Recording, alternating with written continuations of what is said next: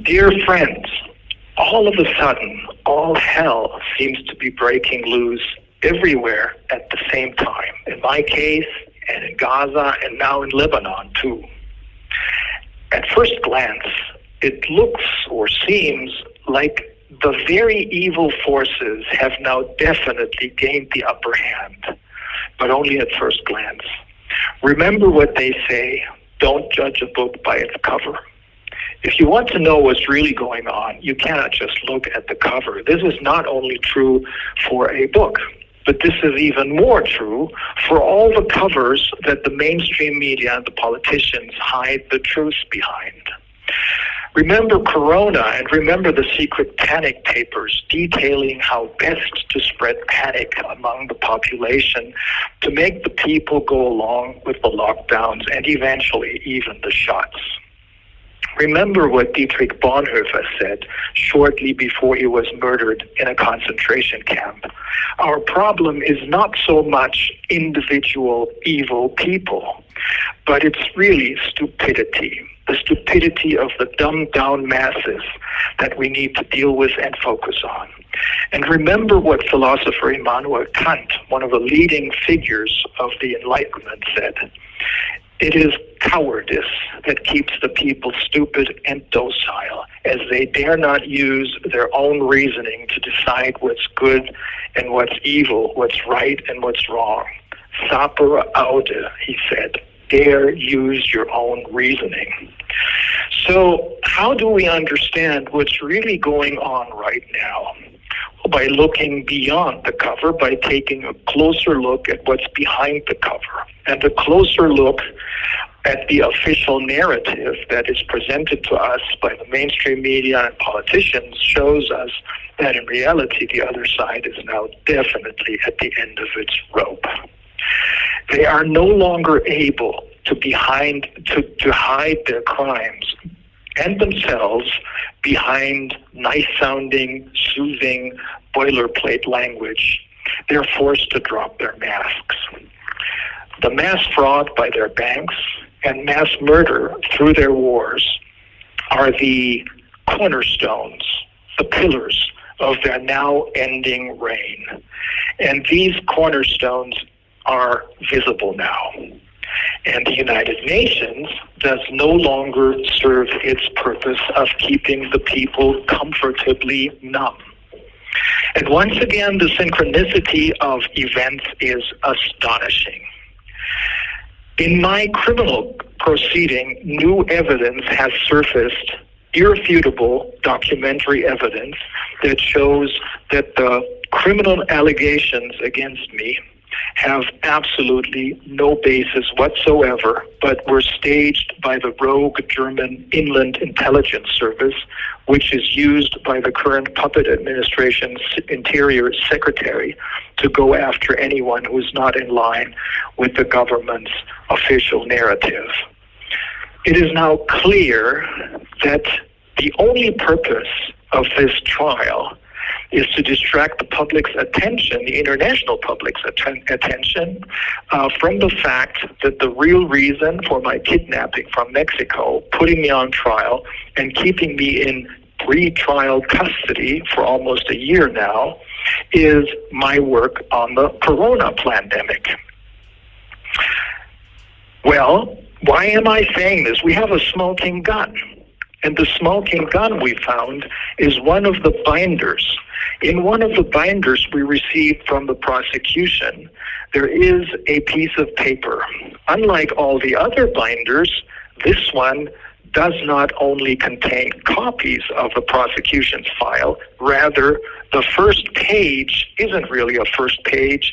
It's not even a copy of a first page. It's a photograph of the very first piece of paper in that file.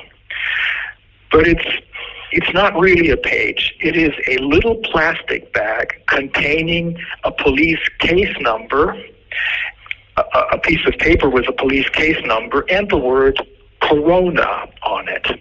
Corona, not embezzlement, theft, or violation of a fiduciary duty or any other crime, but corona.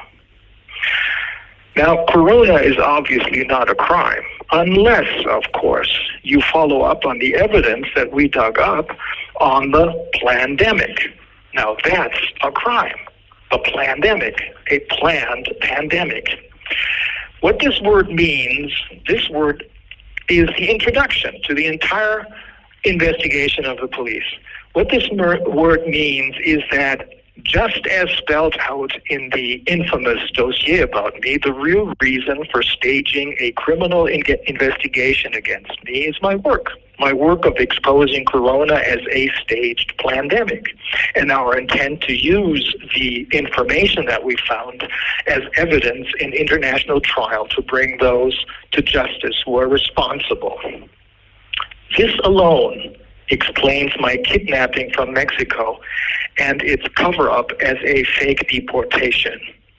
And this alone explains the courts and the prosecution's blatant acts of criminal obstruction of justice. Their almost desperate attempt to hide the truth, to keep the truth from coming out. But there's more. We now found additional documents describing the fake deportation, not as a deportation, but all of a sudden as an extradition, which of course it wasn't. That's fake too. And we found documentary evidence showing an experienced Berlin DA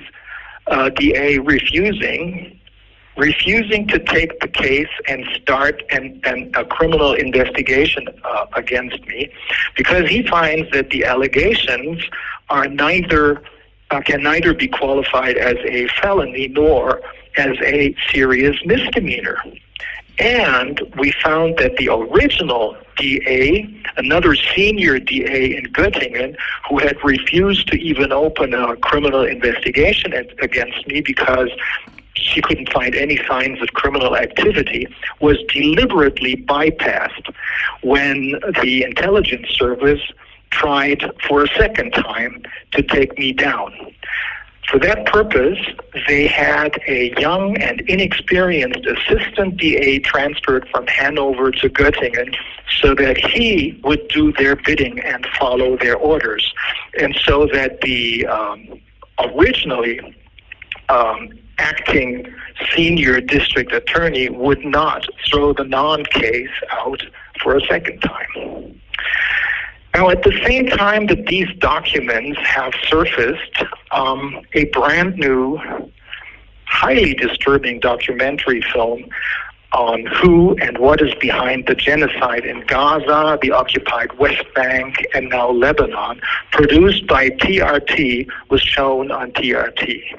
And another documentary and an excellent interview with a Jewish American appeared, which explains who runs the show in the United States and by extension in the EU.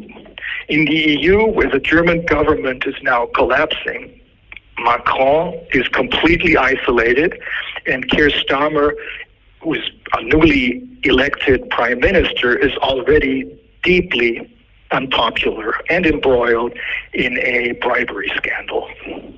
Now, I realize, of course, that TRT, too, is a mainstream news channel, and that it, too, espouses the narrative of man-made climate panic and virus panic.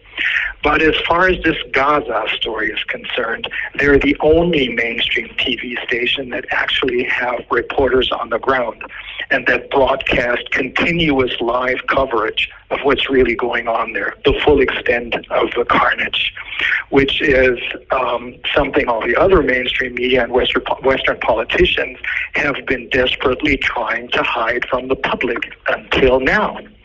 But that dam is breaking too now, and this will have huge implications for the so-called Western world. Now, my case is turning into a real crime story now, only not quite the way that they intended. At the same time, the other crime story is also unfolding. So, what happens in my case happens simultaneously with what's happening in Gaza, the United Nations, and the EU. But I want to avoid confusion. I don't want to conflate the different scenarios with each other.